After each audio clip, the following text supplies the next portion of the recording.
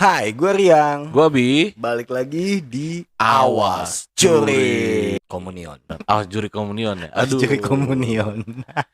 Oke, yang belum buat kalian nih, kita akan mau bahas film. Kita setelah nonton film Awas Juri jadinya.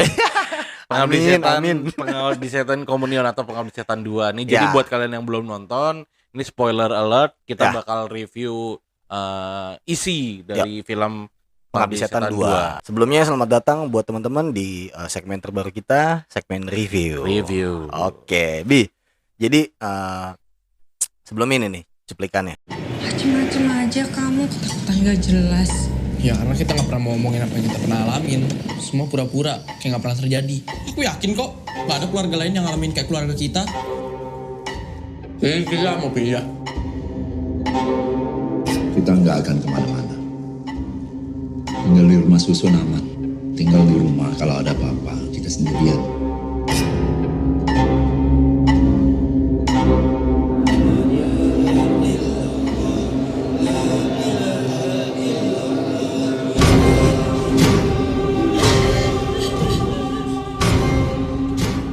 Aku merasa ada sesuatu di rusun ini. Rusun Mandara di utara. Tolong, kalau saya tidak ke sana, akan banyak orang celaka. Ini soal hidup dan mati. Dari dulu kita gak pernah tahu bapak kerjanya apa. Bahkan setelah ibu meninggal, bapak gak pernah bilang dia mau kemana. Dia kemana-mana selalu bawa tas ini. Dan kalau pulang, dimasukin lemari, langsung dikunci. Itu lantai kosong.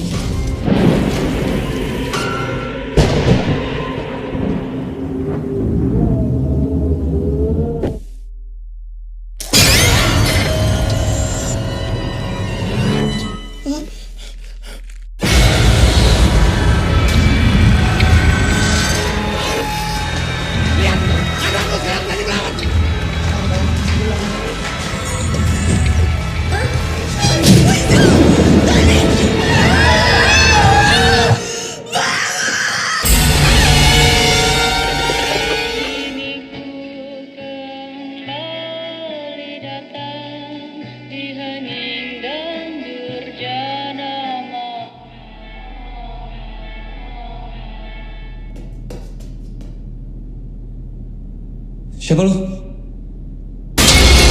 Nah, Dut, kan kita kemarin nonton nih. Hal apa aja yang menurut lo kayak menarik untuk ditonton lagi nih? Jadi buat kalian nih yang mungkin belum nonton gitu, kita udah spoiler alert ya dari awal ya.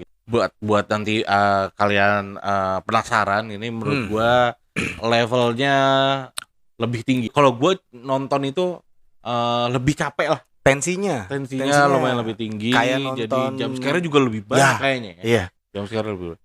Dan gue favorit banget sama settingnya, sama tempatnya itu, rusunnya itu. Nah, ambience-nya dapat lah ya. Ya, yang nanti mau kita bahas juga nih. Jadi kita akan coba kuak nih fakta menarik dari Pengabdi Setan 2 tentang proses syuting atau lokasi dan segala macamnya. Nah, kalau yang pertama nih mau gue bahas, itu gue suka. Jadi sebelumnya ini gue sempat nonton lagi nih Pengabdi Setan pertama gitu kan.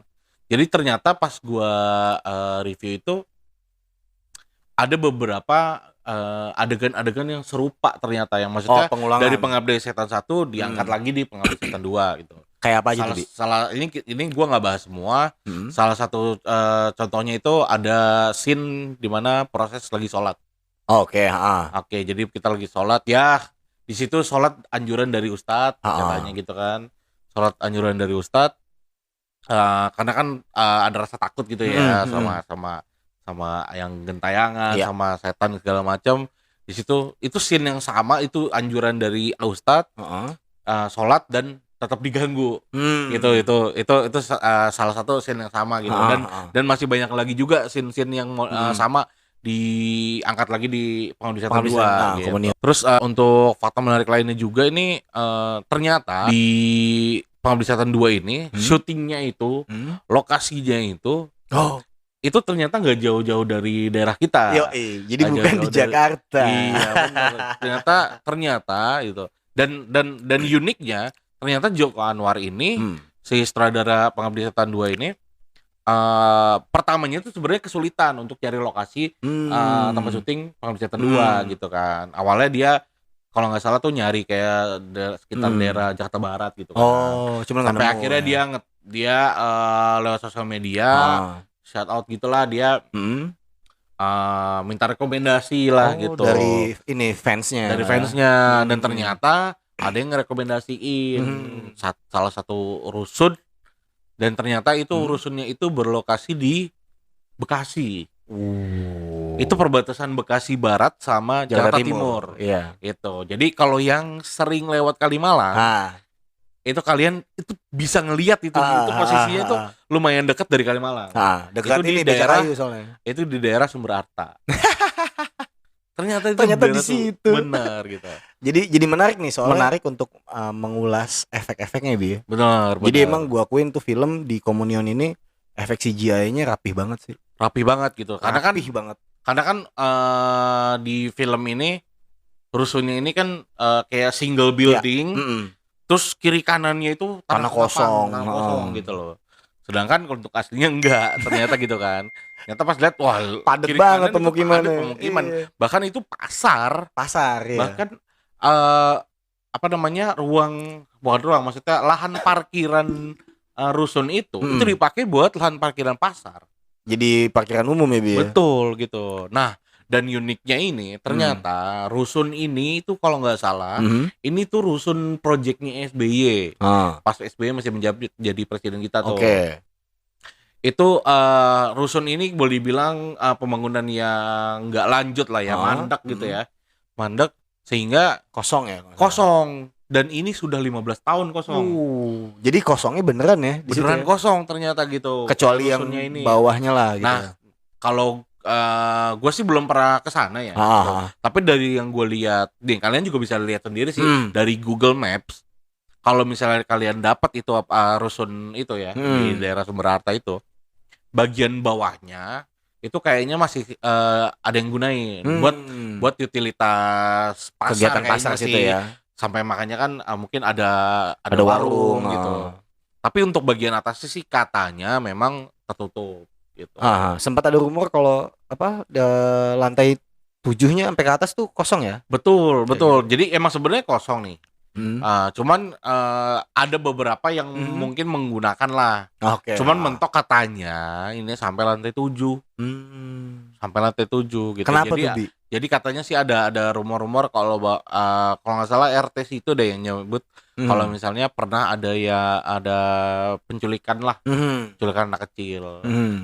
Penculikan anak kecil oleh ODGJ katanya sih gitu. Tapi ini masih belum belum valid lah ya. Masih belum valid gitu. Jadi kalian bisa searching juga sih di Google untuk cerita di rusun itu ya. Mungkin gitu kalau teman-teman ada yang tahu bisa komen di bawah ya Bi. Betul. Atau mungkin yang rumahnya di daerah Sumber Arta gitu kan pasti tahu ya rusun itu gitu karena kan samping jalan ternyata. Samping jalan persis itu. Jadi kalau bahkan kalau misalnya kita lihat dari dalam gitu dari rusun itu kelihatan ya arah ke Kalimalang tuh becak kayu. Kalau becak kayu itu kelihatan gitu. Ternyata di samping banget. Gue juga baru tahu ya.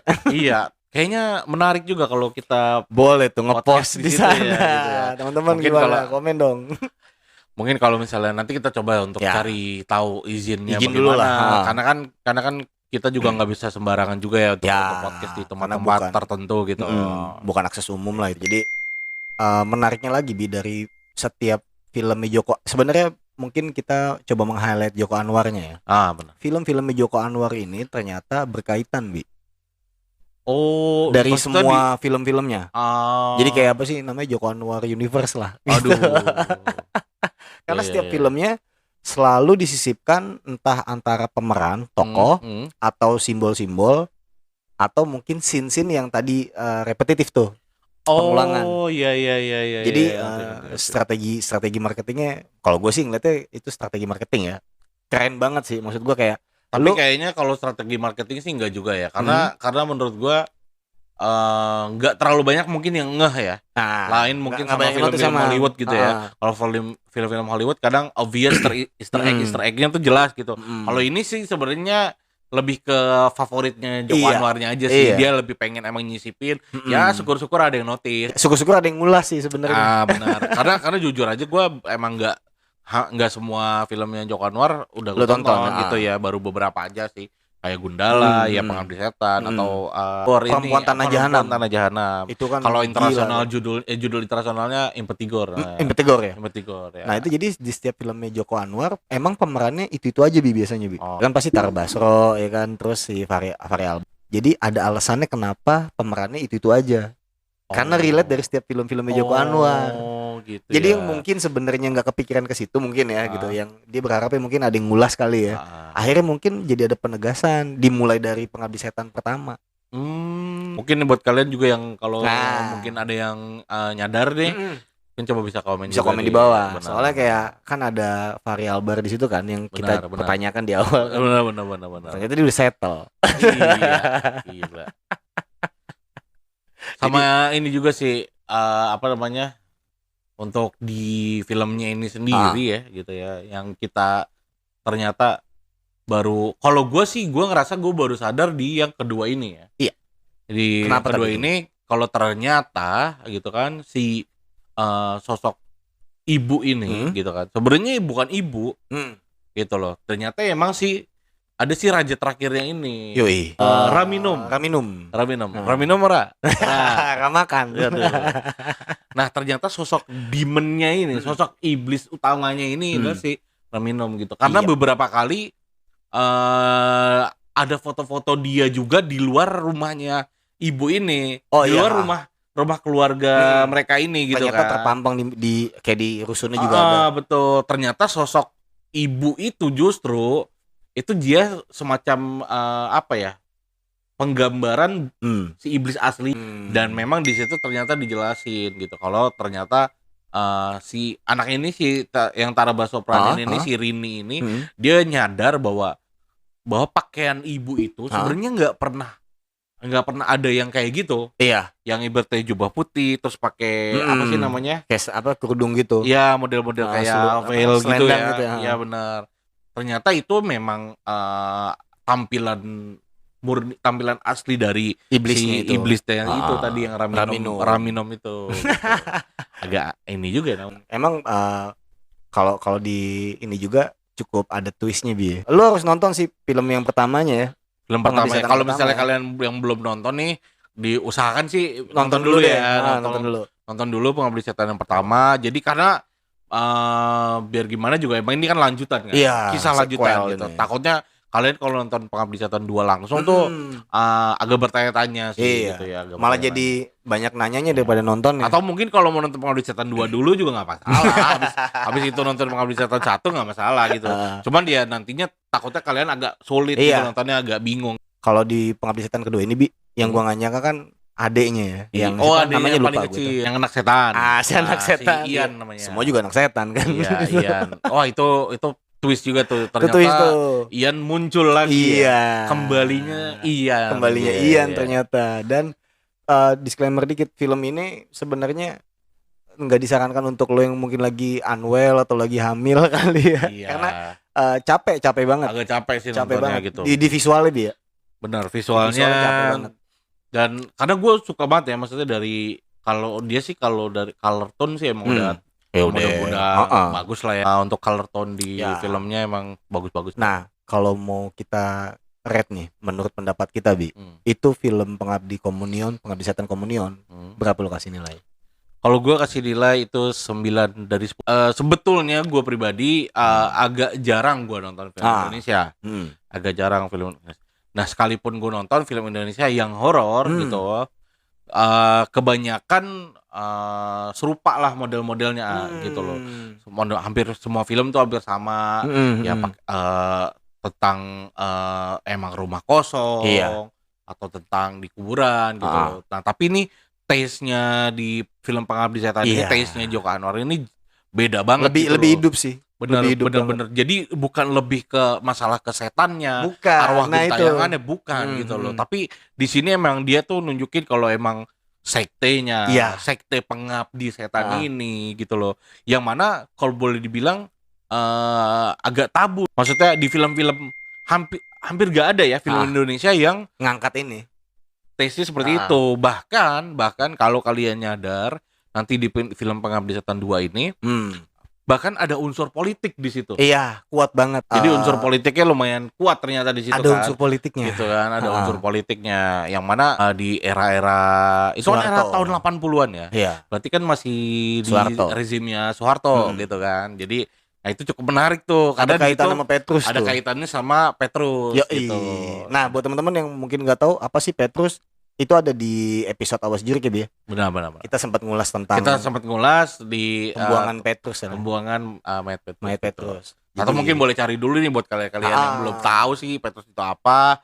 Dan itu lumayan mencekam sih untuk pada zaman itu gitu ya. Syukurnya kita nggak hidup di belum gede gitu. Nggak besar di zaman itu gitu ya, masih kecil lah ya. Kalau iya belum. Dan di Bekasi nggak boleh ngonten. Dan di Bekasi nggak berasa jadinya. Bekasi lebih serem, banyak begal ya kan. Lah iya. Jadi emang di film Komunion ini menariknya karena kalau gue sebagai penonton nggak cuman disuguhin horornya doang. Iya. Ya warna baru menurut gue tuh ya sektenya itu sih. Iya. Kayak gitu. Terus udah gitu ya, itu thrillnya itu dari bukan dari horor tentang setan-setannya. Jadi pokoknya intinya yang bikin menarik dari Pengabdi Setan ini bukan yang melulu setan gitu. Iya. Karena memang yang benar-benar setan utamanya ya iblis ini. Iya, iblis. Ini bukan sembarang setan soalnya, beneran emang udah demonnya gitu loh. Pembagian perannya itu yang gue suka dari film Joko Anwar yang terakhir ini nih. Iya. Si Pengabdi Setan ini. Maksudnya emang bener-bener misahin ya kalau hantu serem, kalau iblis membunuh gitu loh. Nah, gitu ya kan kalau perspektifnya film-film Hollywood gitu kan. Benar. Film thriller kan pasti makan korban kan. Karena gitu. dan di sini juga kan ibaratnya pocong-pocong ini. Iya. Ini tuh bener-bener bukan yang pocong itu setan. Iya. Tapi emang bener real ini mayat. Dibangunin. Karena di sini kalau misalnya kalian yang udah nonton Pengabdi Setan yang OG-nya nih yang pertama yang tahun 80-an, itu kan emang modelnya ini Pengabdi Setan ini mereka ini sektenya bisa bangkitin mayat. Gitu, necromancer sebutannya gitu. Necromancer itu yang bisa bangkitin mayat gitu loh. Okay. Jadi ternyata emang pocong-pocong ini tuh sebenarnya emang beneran emang mayat. Emang mayat dihidupin gitu loh, dibangunin gitu. Jadi intinya nggak ada sangkut pautnya sama si arwah mayat ini gitu. Jadi cuman jasadnya doang. Bener. Emang kenapa gue bilang serem karena di situ kan cukup ditegesin tuh ya, kayak kan korban meninggalnya dipocongin itu kan. Itu kayak ya kita kan orang Indonesia kan dipocongin kan, gitu kan. Pernah ngeliat kan, jadi orang Muslim lah ya, gitu kan. Jadi kayak berasa relate banget di situ kalau itu yang bikin. Kalau itu sih jelas relate ya. Wah itu apalagi kalau yang mungkin yang udah mungkin hidup di tahun itu ya. Maksudnya besar di tahun 80-an. Dengan background film itu juga memang settingnya tahun 80-an gitu, mungkin berasa dan relate banget pastinya sih gitu. Karena kita aja yang mungkin tidak besar di zaman itu juga itu serem. Udah dapat gitu untuk situasi pada tahun itu ternyata mencekamnya tuh bukan cuman horor-hororan doang gitu. Dari unsur politiknya juga lumayan. Makanya gue bilang yang kedua ini sebenarnya ini film Joko Anwar yang menurut gue paling berat, dan dari segi taste-nya sih head to head sama Hollywood sih. Tapi bahkan Hollywood aja, nah ini yang gua kaget itu yang tadi yang unsur politik tadi gitu. Yang kayaknya tuh film Hollywood juga, gue sih mungkin belum banyak tahu juga ya. Maksudnya film horor bisa relate ke politik gitu loh. Itu kan sampai yang Petrus, terus sama ada ngebahas tentang sebelumnya tuh yang dibahas sama komandan itu, yang di awal-awal konferensi Asia Afrika. Betul gitu kan. Ini Jangan sampai ini diangkat, jangan sampai kisah sekte ini diangkat karena akan mengganggu big event lah di Indonesia. Bener lagi aja. Jadi emang menariknya di situ. Jadi kayak Joko Anwar ini juga mungkin ya secara nggak langsung ini juga bikin kita untuk mengulas kembali sejarah-sejarah sebelumnya gitu. Betul. Gitu, berarti kan maksudnya sekte ini kan ada di antara kita gitu. Bicara soal sekte kan yang paling di highlight kan soal Freemasonry ya. Benar, Freemason. Itu kan di gedung Bappenas. Dulu kegiatan Illuminati ada, tapi dibubarkan sama Soekarno. Kayak gitu. Makanya menarik banget film Joko Anwar ini menurut gua yang ada arah ke situ ya. Ini film Joko Anwar yang paling berat sih menurut gua. Ya. Sebenarnya ya. Mungkin nggak banyak yang sadar atau mungkin ya udah emang dapat horornya aja gitu. Betul. Tapi kalau misalnya di kolik lagi sih ya bisa masih banyak yang bisa lo explore. Dan gua nunggu banget sih untuk yang ketiga ini ya. Karena gue pasti ada sih. Gue yakin banget ini kayaknya sih ada lanjutannya. Tapi mudah-mudahan nggak lama kayak dari jarak 1 ke 2 ya. Itu 5 jarak 5 tahun gila. Lumayan. Oke Bi, jadi kesimpulannya untuk film Pengabdi Setan Communion ini dari segi visual oke semua. Kalau buat segi gua. cerita Buat gue itu oke semua. Jadi wajib 9. banget tonton. Wajib banget nonton. Yang suka horor wajib banget nonton. Yang nggak suka pun please coba nonton. Karena gue pribadi gue penakut. Gue penakut banget gitu. Tapi karena ini film beda gitu ya. Maksudnya taste-nya beda gitu loh. Jadi penasaran dong. Dan gue udah juga nonton yang pertama gitu loh. Jadi buat kalian wajib banget nonton. Wajib banget. Dan buat teman-teman yang suka sama teori konspirasi, nih gue sarankan banget sih film ini. Karena banyak hidden message di dalamnya. Benar. Dan ini juga kan film Indonesia ya. Jadi supaya menaikkan lagi nih pasar film Indonesia. Jadi nggak kalah sama film Hollywood gitu. Ini menurut gue sama Abi Pengabdi Setan 2 Communion oke banget. 9 ratingnya Bi ya. 9. Mungkin itu aja kali ya Bi yang bisa kita review. Karena ya lu nonton dulu lah. Nonton dulu. Habis dong nanti kalau. Nanti komen-komen di bawah juga. Komen di bawah buat teman-teman. Mungkin kita bisa diskusi, bisa podcast atau ada hal-hal menarik lainnya terkait fakta film Pengabdi Setan ya Bi. Benar. Atau film-film Joko Anwar. Kalau emang tertarik kita bikin seriesnya tentang review Joko Anwar. Film horor apalagi nih film Indonesia yang mau diulas nih. Patut kita ulas nih. Yoi. Kalau gitu jangan lupa untuk like, share, komen, dan subscribe. Nyalakan juga tombol notifikasinya. Ya. Follow IG-nya di @awas.jure. Kalau gitu gue Rian, gue Abi. Jangan sendiri, awas. Jure. Adios.